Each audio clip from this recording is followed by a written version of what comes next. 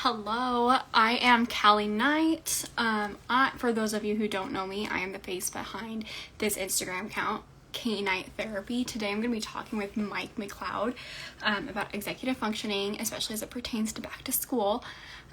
Super excited. I see people hopping in. Hi. Let us know who you are, where you're joining us from. Feel free to ask questions. I sometimes miss what's going on in the chat, but just keep bugging me in the chat and I can hopefully manage it.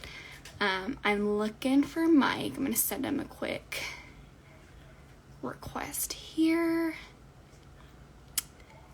Let's see. I think I already said this, but we're going to be talking with Mike. He is from the Instagram account Grow Now ADHD. He is ADHD and executive function specialist or expert or whatever you want to call it. That is his bread and butter.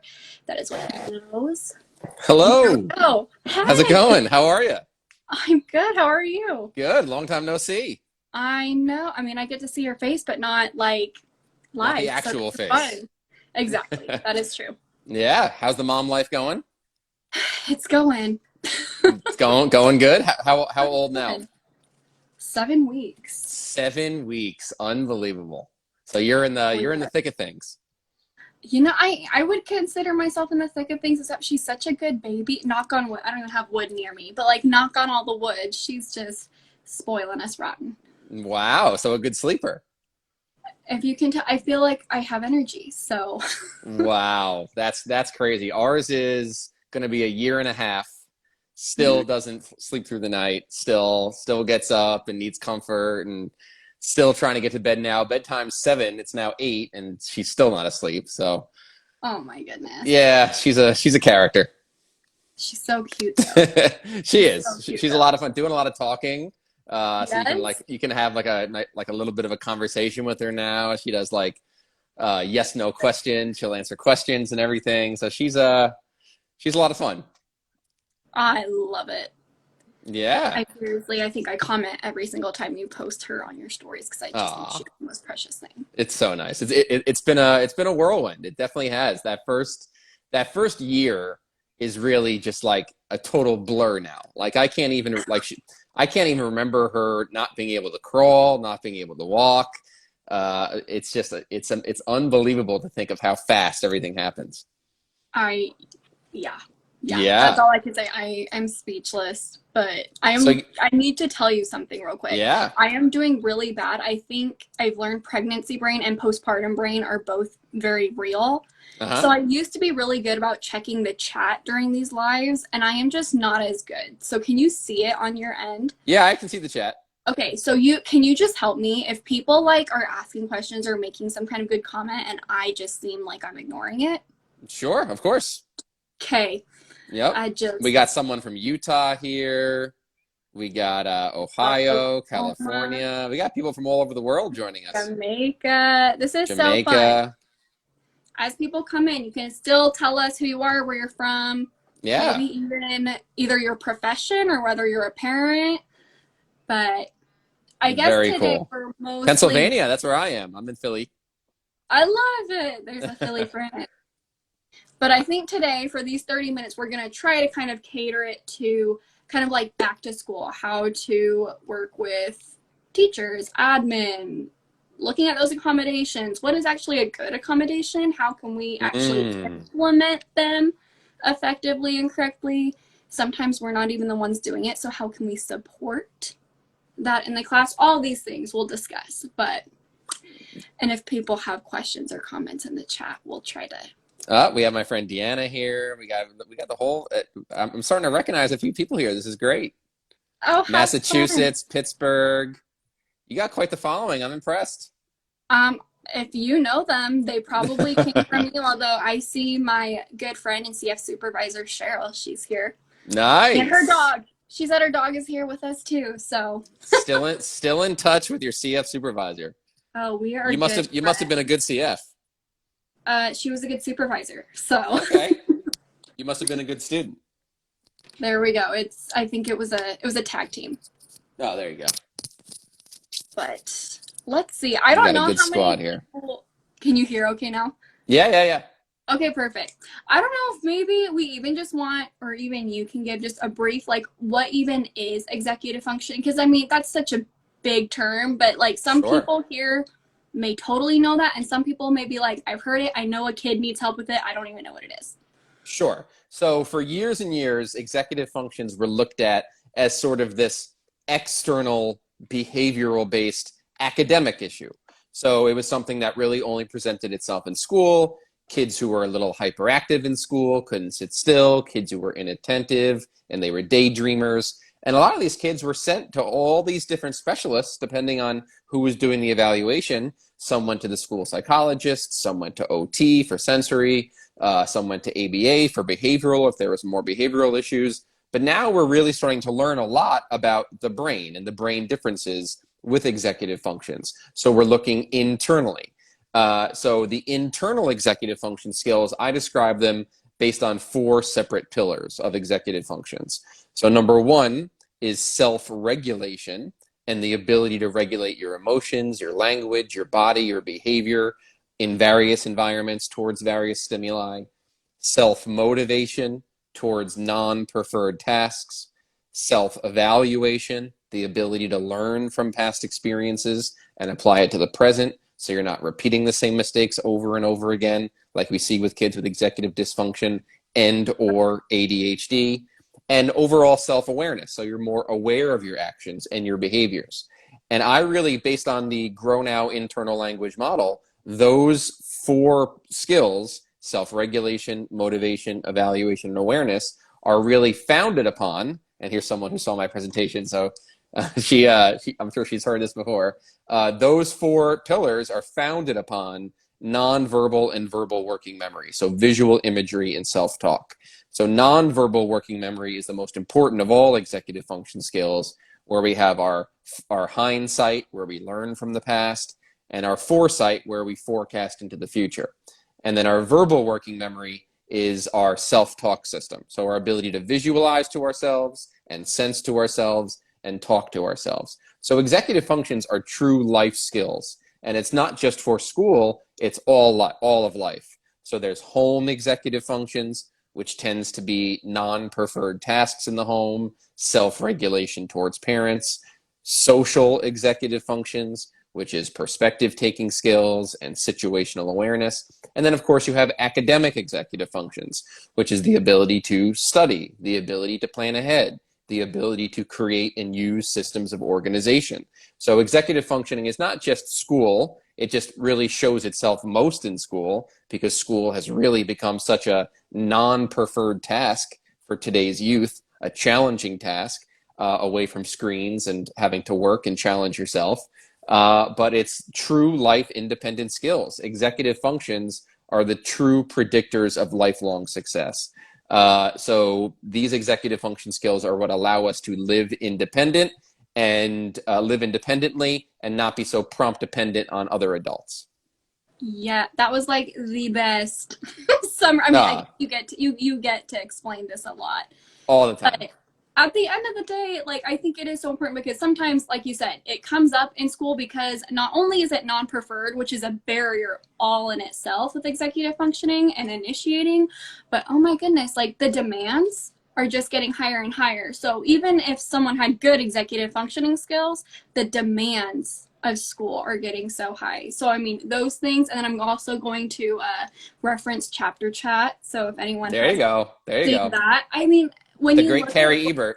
exactly, when you look at like what executive functioning skills are, what was the book? Essentially, it's if you want to be successful and independent, you Oh need yeah. functioning skills. I got them all right here. So Yes. this is one of the books we did, Most Likely to Succeed. So that was a good one. This was a really good one. And we also did this one, How Children Succeed by Paul Tough. This was the first chapter chat book. And we talked about education in Finland. I'm sure you guys remember that one. Taking me back here. So Finnish lessons. So yeah, that's really what it was all about, is executive functions. And, you know, one of the biggest things about school and executive functions is the way our educational system is set up now is everything has to be about measurements and, you know, standard deviations, standard scores, percentile ranks. Everything has to be measured to be put into education nowadays, into an IEP, into a 504, into a Common Core, into a curriculum. Everything has to be, we have to be able to put a label on a kid or a number on a kid to rank them amongst, to see how this school's, exactly, all standardized testing, and to compare schools, to compare students. It's all academic and educational competition. But executive functions really can't be measured like other skills. So like I was talking about with nonverbal working memory and verbal working memory, visual imagery and self-talk, you really can't measure those skills. It's not like articulation or language or vocabulary or math. So that's why executive functioning really isn't a part of education, because it can't be measured and it can't really be monetized in many ways, and you can't put a test to it. That's why all of the standardized tests for EF are informal checklists filled out by the parents and the teachers. Yeah, and I feel like so many times, especially if you're in the schools, part of what we do, or sometimes we're not so good at it because we have limited time, but like you should do an observation, and these things come up. Even if you don't do an interview, you see the difference in an observation, or when you talk to the students, like these things, even if they don't realize it's hard, you see that this is a problem, or your teachers are probably complaining to you far before you even get these students to evaluate. Correct. You know what I mean? And they're dubbed as lazy, or their behavior problems. I mean, you kind of labeled a lot of them in your description, but you know, you're hearing about these kids long before you even evaluate them, and there's a good chance probably just from that information alone say, yep, I see where some of your deficits lie, without even having, you know, a standardized test. You don't need a standardized test to say, yes, you do have executive dysfunction, or no, you don't. And it's kind of like a continuum anyways. It's not that exactly. Yeah, it's a spectrum, and it's so different. And people hear the word spectrum and they automatically think of autism, but ADHD is also a spectrum deficit, a spectrum disorder. It's so different. You know, one kid with ADHD is not going to be like the other. And that's exactly what spectrum means, is there's very few similarities.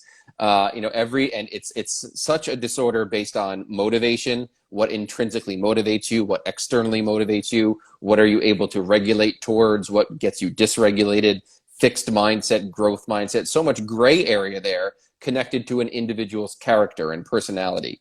So it's really hard for schools to have a blanketed curriculum and approach to executive functions. But it's so great that we have such a mixed crowd tonight of speech therapists, parents, teachers, everything.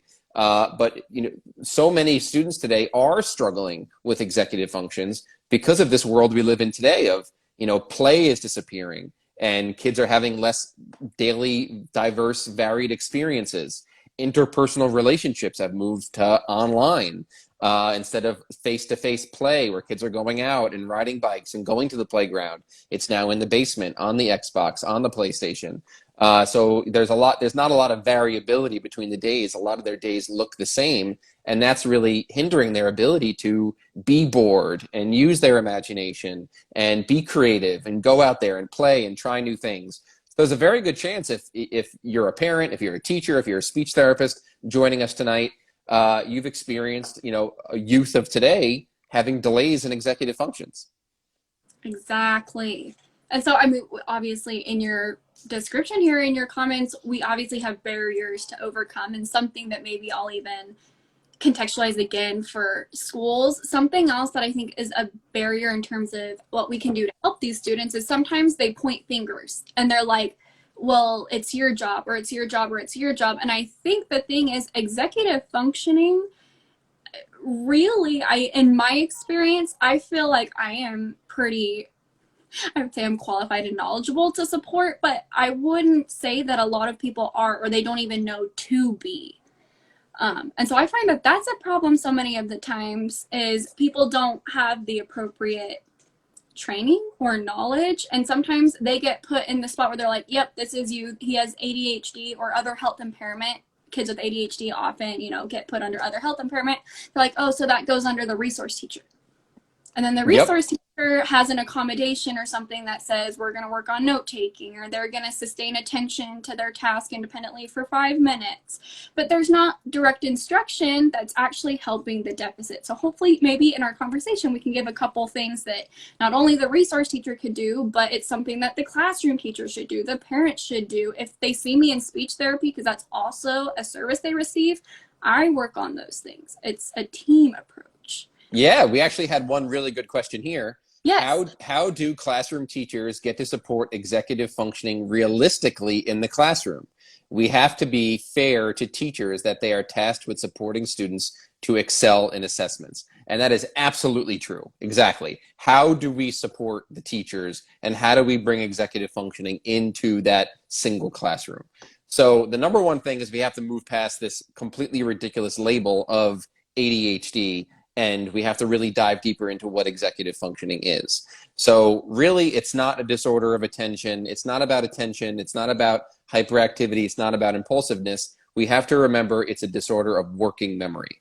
So that idea of nonverbal working memory in the visual imagery system, they can't hold images in mind as well as your neurotypical students can, or those that have executive functioning progressing at the typical pace. So we have to remember the ability to create mental movies, to learn, okay, I did this last week and it helped me be successful in my writing.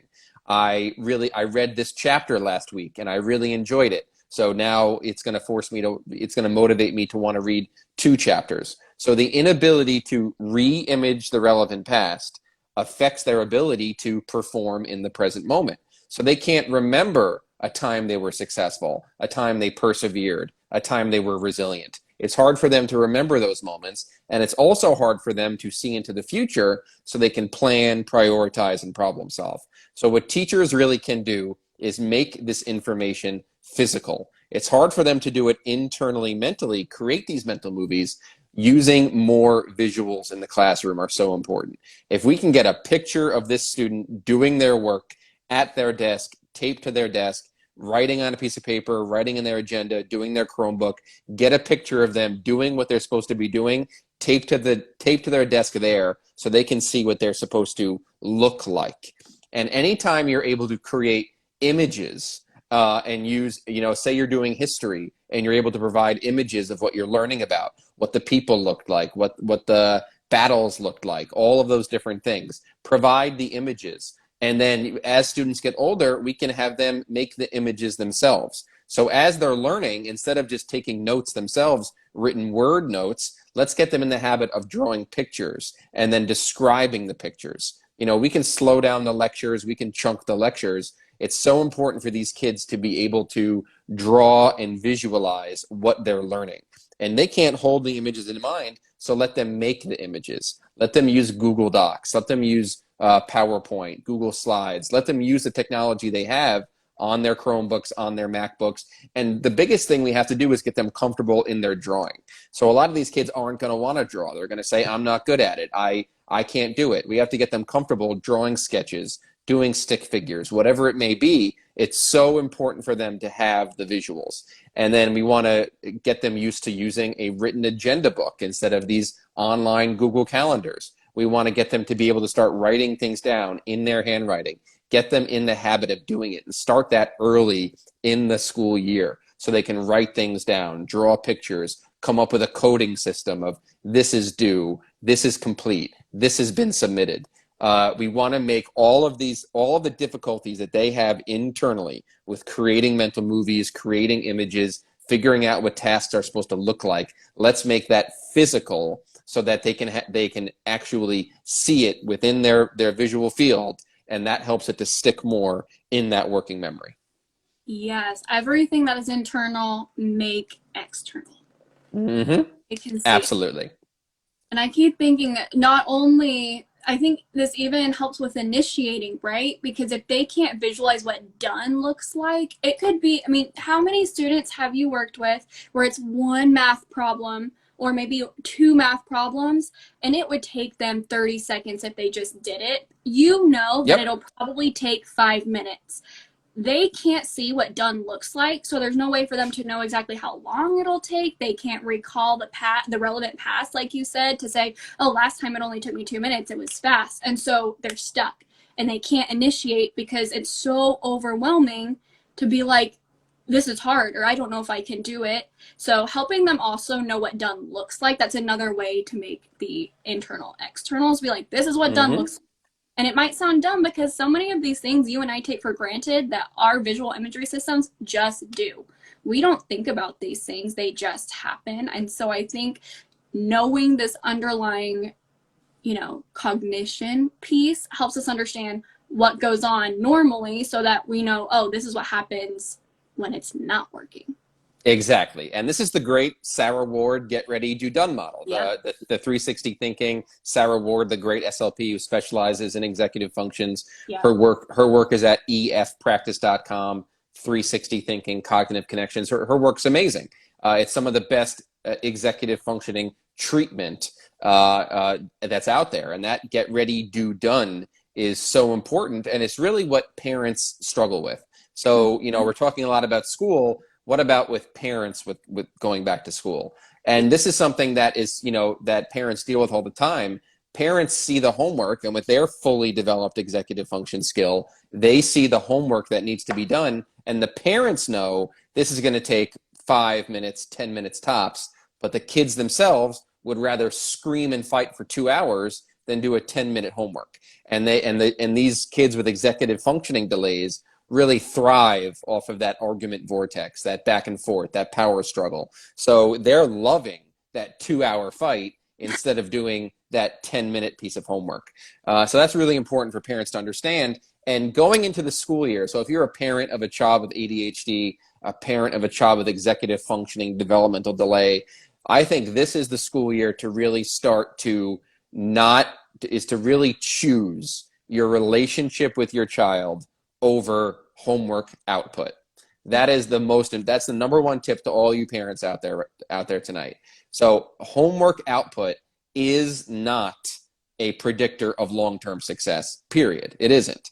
So there's no connection between the ability to complete homework, hand in homework, and long-term success in life and independent life. So this is the year for parents to choose, okay, my relationship with my child is more important than fighting for hours and hours and hours just so he's able to get his homework done and submit it. Yes, you want to have the structure. You want to say, okay, you get home from school at 5, you get a snack, you get to relax for an hour, 45 minutes, and then 5 to 6 is homework time where you have no TV, no extra internet, none of those things. You want to have that structure, yes, but you don't want to have that constant power struggle, okay? The school, you can have it in the 504, you can have it in the IEP, where the school is holding the child accountable to the homework. Whatever the consequences are in that particular school, that particular district, but this is the year where you're not going to get into those constant back and forths, and you're not going to act, we're not going to act like,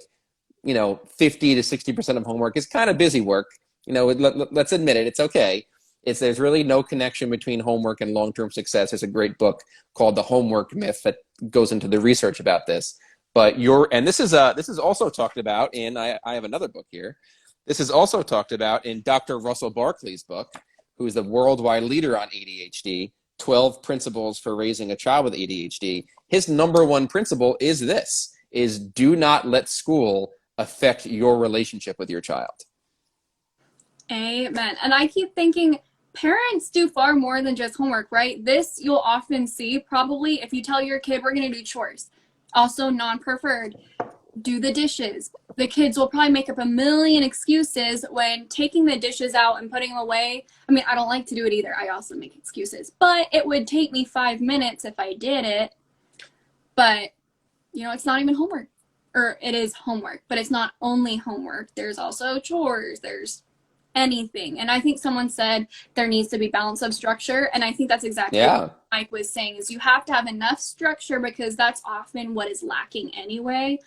But just don't sit there and fight because that relationship is so important. And I might even say for teachers, I think that's a part that's really missing is these students need the help and support, but they don't trust their teachers to help them, or sometimes even, you know, other people to help and support them because they're doing something that's hard for them, and then the teachers just make them feel worse. So, you know, I think for teachers, that's still a really good thing to remember. Your relationship is really important because that person's not going to trust you to help them anyway.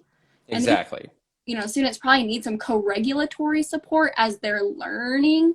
And one of the pillars of co-regulation, I think I'm going to talk with Danielle Kent about this, but like one of the co-regulation is you have to have a strong foundation and relationship.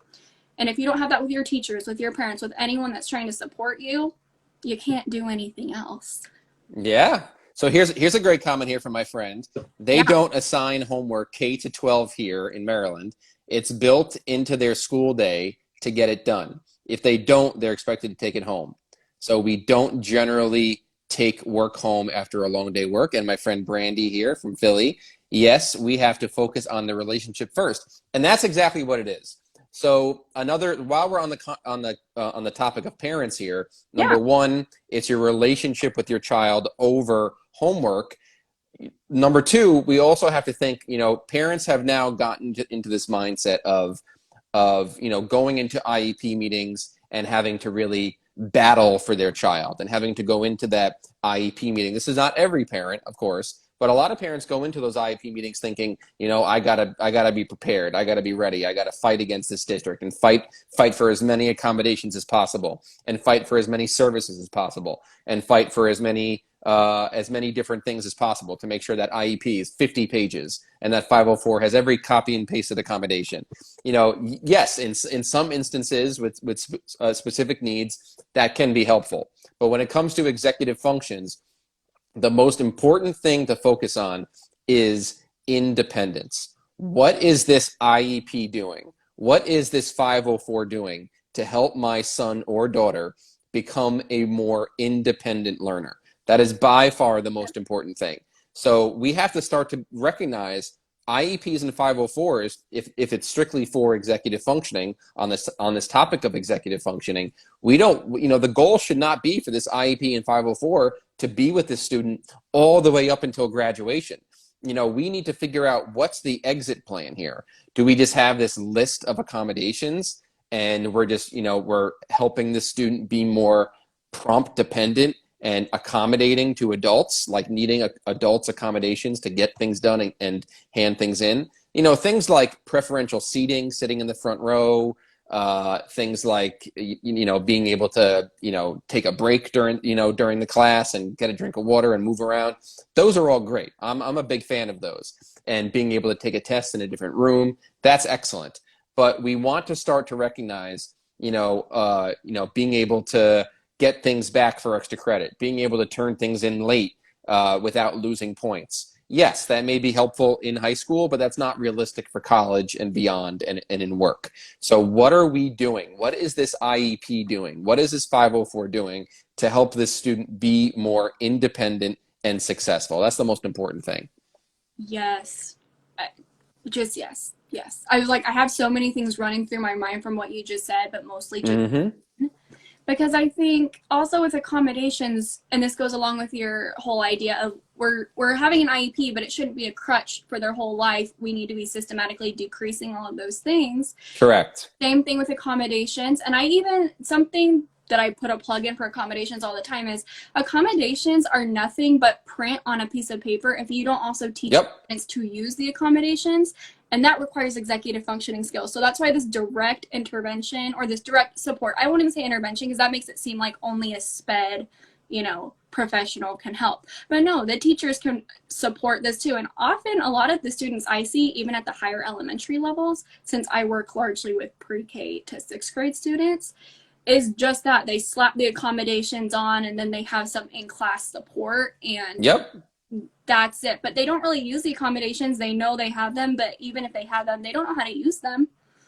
That's exactly it. That's exactly it. So we have to start to think about, what are the skills being taught with this 504? Yeah. Is this 504 providing accommodations that, like the preferential seating or being able to take tests in a separate room? Those are all great. Those are really those are things that can be accommodated throughout this individual's life. But if a specific goal or a specific accommodation really puts the onus on the teachers, puts the onus on the school staff, instead of the responsibility on the actual student to learn the skill, become independent over time, fading accommodations, fading prompts.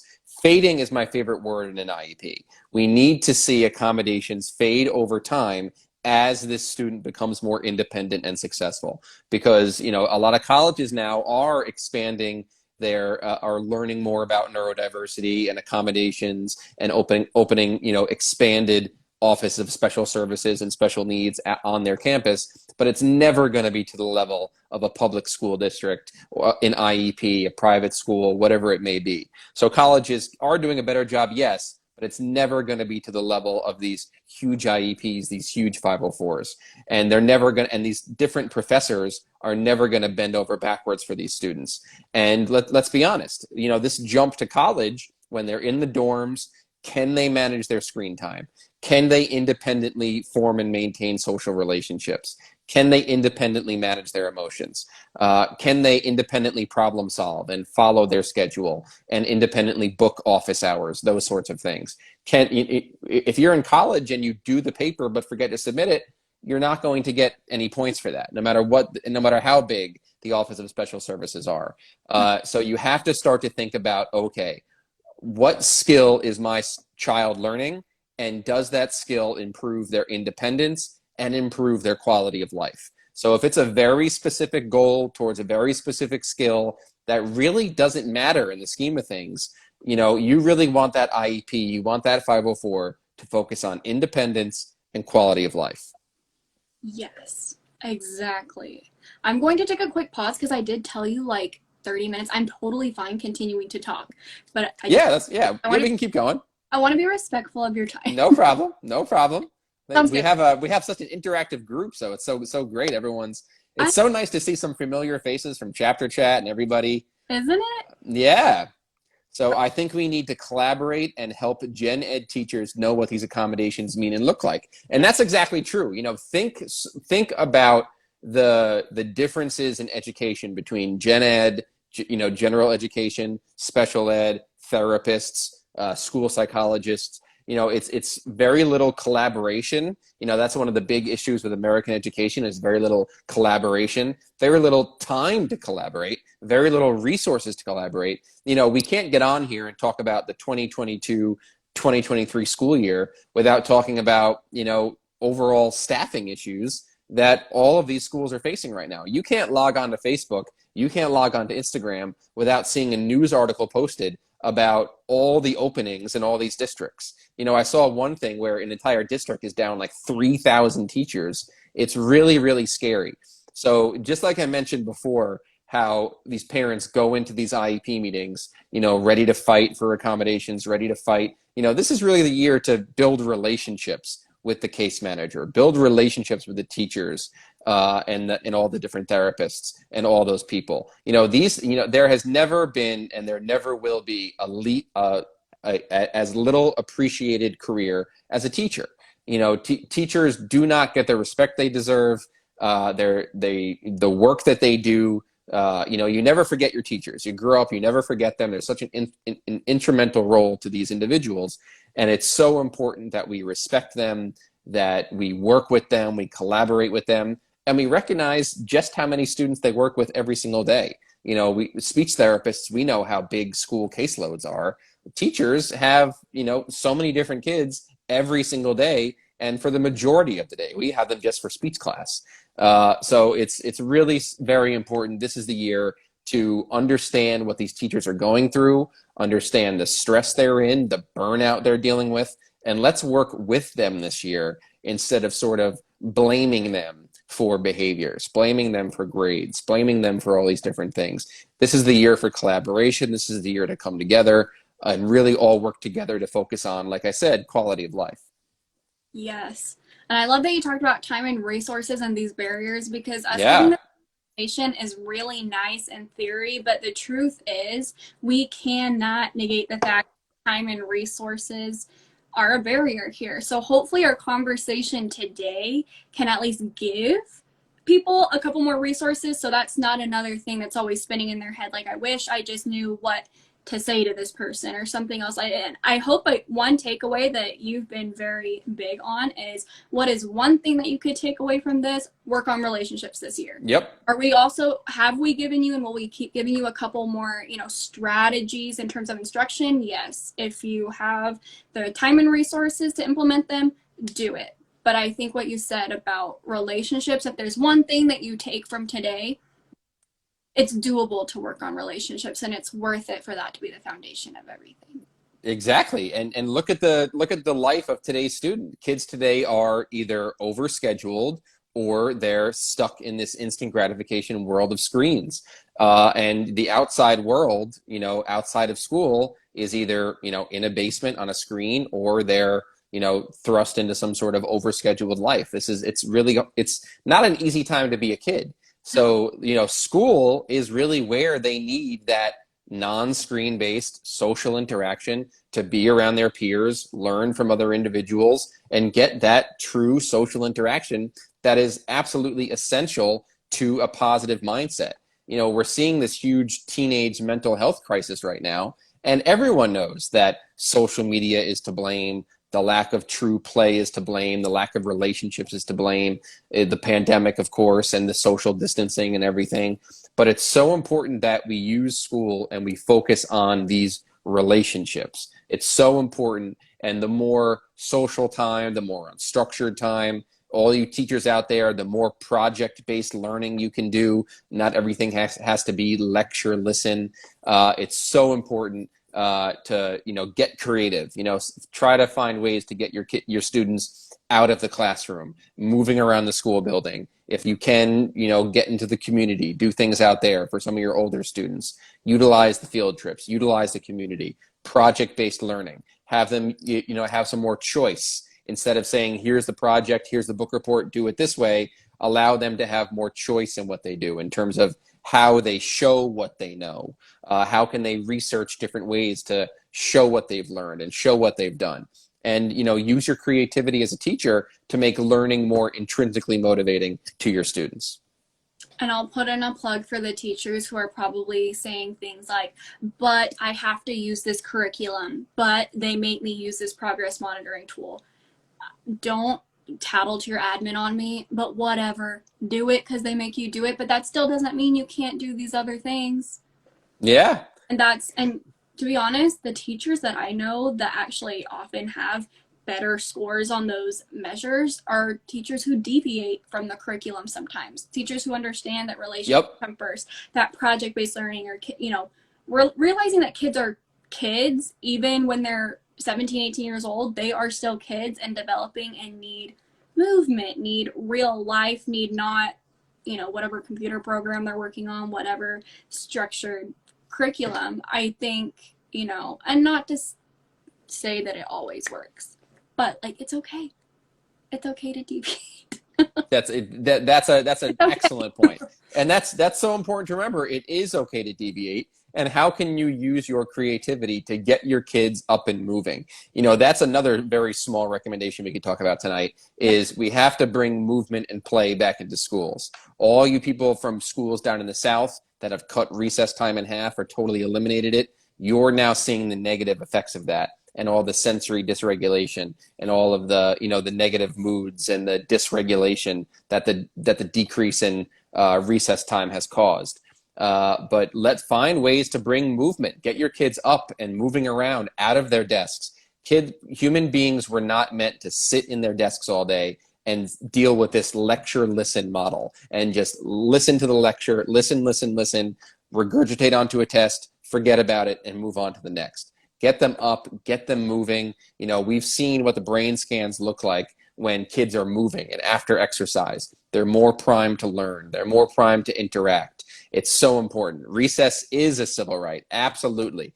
Recess is so important. Never under any circumstances should any of your children lose recess time. So if you are in a school and your kid gets in trouble and they lose recess time, shoot me a message and I will talk to that school immediately. There is no way, in any way, shape, or form, any student should be losing recess time and play and movement. So if you're a teacher, find creative ways to bring project-based learning, find creative ways to bring movement, and same thing with speech therapists. That's the most important thing. You know, you don't have to be sitting at a desk doing your articulation, doing your vocabulary, doing whatever it may be. You can be in the hallways, walking around, moving around. You know, find ways to get out of that speech room, that speech closet, whatever it may be. You know, find ways to move around, get creative, and really be that teacher that does things not so by the book.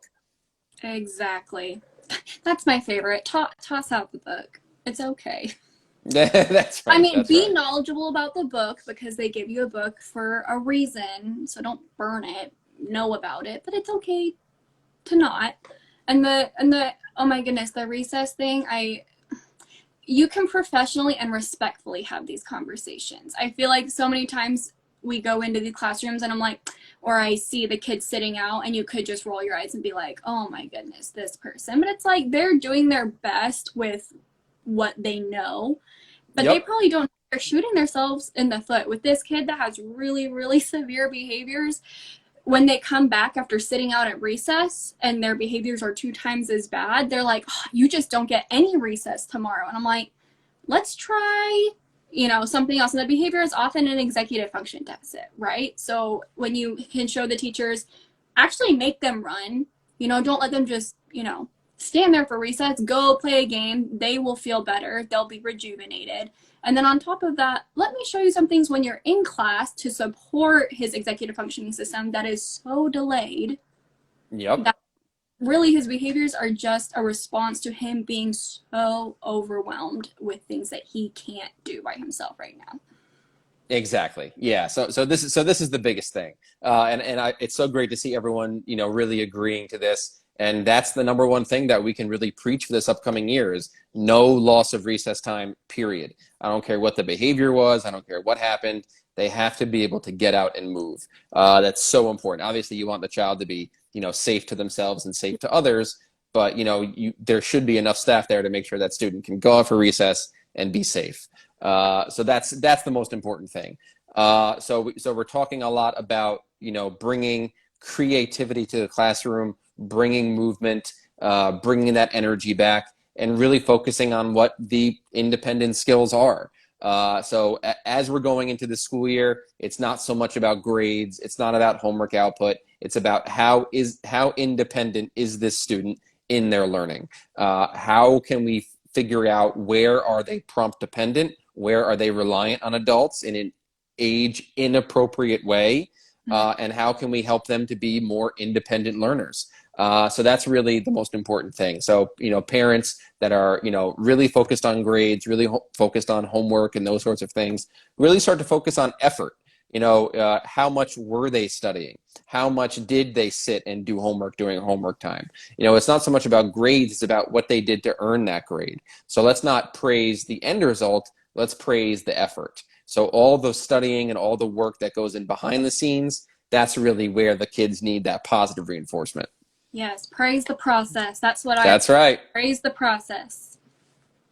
Awesome. I love it. I'm like looking at all of these comments. I agree. So good. Yeah. A lot of good people here. We got a lot of friendly faces, a lot of parents interacting now, and a lot of people following you. I like it. I love it. Someone even said that not ever losing recess for behavior is built into the kids' 504. Beautiful. There you have it. Legally, they have to do it. So if someone's putting that kid in recess, I don't want to. I love it. Okay. We're at 7:45. Wow. Okay. I could listen to you and discuss and talk with you for forever. We'll have to plan it. We'll have to plan another one sometime. We'll keep this up. And something someone else said that I would actually love to have a live just to discuss, because sometimes, right, you and I banter back and forth, but sometimes lives, I love it because everyone else can get the information, but really I just, like to pick people's brains and have conversations. But you talked about, how kids are struggling with or kids go to school to get away from digital or their video games. But I feel like school is becoming everything. It certainly is. Online. And it certainly is. We can have another live just on that, because I would yes. your brain on it and how I feel about it. And I'm sure everyone else would love it too, but Oh yeah, I'm not a fan of the Chromebooks and the MacBooks in school. There's no reason for kids today to not go through school like we do. Only So computer that kills me. They no longer often. It used to be an accommodation that they can take it on paper. People are like phasing that out, and I'm like, no, no, no, no. Yep. Everyone should take it on paper still. It's a mess. But anyway, we can talk about that another day. But I think I'm probably gonna go back and rewatch this and yeah make some nice bullet points about things that we've discussed, because I think some people have been here the whole time. Some people have popped in and out and had different questions, or wanted advice on different things that you had covered previously. So I think I'll try to get some of the highlights. Okay. We can throw them out, and I'll give it to you too, because you've already got perfect content, and most of the content on your page probably already covers what we discussed today. It's all good. It's all good. Anyway. Repetition is good. Yes, it is. Your last comment was like a really good, Yeah, little bow tie there. But is there anything else you want to say? I would just like to say thank you to you for always being so great and always being so down, such a great advocate for everything and all the work you're doing. And you're a mom now, so that's so amazing. But thank you to you. Big shout out to you for setting this up and making it happen. Yeah. Until next time. Now that's right. Have to talk about next time. Thank you for using your time. My pleasure. Extra time, since you gave me 30 minutes plus more. So thank you. Awesome. Thank you for your time. All right. See you, everyone. Yep. See you guys soon. Thanks, everybody. Bye.